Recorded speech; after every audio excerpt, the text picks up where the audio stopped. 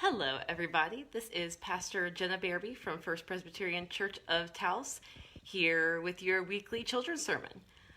In case you can't tell, Monica and I have been wrestling a bit recently, and it's not working out so well, particularly for me. Turns out she's got claws and I don't, so don't wrestle with the cat is what I'm learning. Woo! Speaking of those claws, one was in me. Anyway, we've been wrestling. And I've learned a few things, and one of them is that persistence pays off, and sometimes you've just got to stay in the wrestling and in the fight. So I'm actually kidding about that. We've not really been wrestling. These Band-Aids are just silly and fake, and she's doing fine and I think has already lost the Band-Aid I put on her.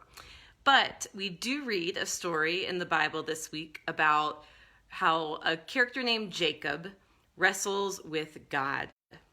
And that's kind of hard to think about, because how do you wrestle with God? You can't really touch God, so how do you wrestle with him? But in this story, Jacob wrestles with God, and they wrestle all night long, and at the end of the night, Jacob says to God, "I will not let you go until you bless me."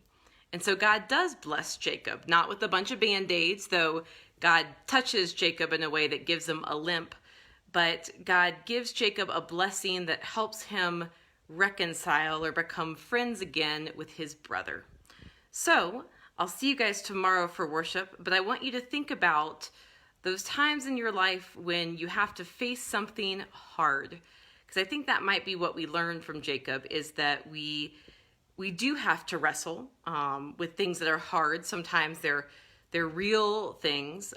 Sometimes they're people that are difficult for us. I wouldn't recommend actually wrestling with them, but sometimes we have to face conflict. Sometimes we have to deal with things in ourselves that are hard. And I think that may have been what Jacob was dealing with, is some of his own guilt and some of his own fear about seeing his brother Esau. So, but what Jacob does is he stays in the struggle, and he wrestles with God, and he doesn't let go until God blesses him. And so Jacob walks away with 3 new things from that encounter. He walks away with a new name. God names him Israel, which in the Bible, names are really important. So that means it's very significant. And 2, he walks away with a limp. God gets Jacob. God hits him on the thigh. And so he walks away with a few Band-Aids like I've got. And then 3, Jacob walks away with a blessing. So I encourage you to think of those places in your own life where you need to do something hard and walk away with a blessing. I'll see you guys tomorrow, as always, or for virtual worship. See you online.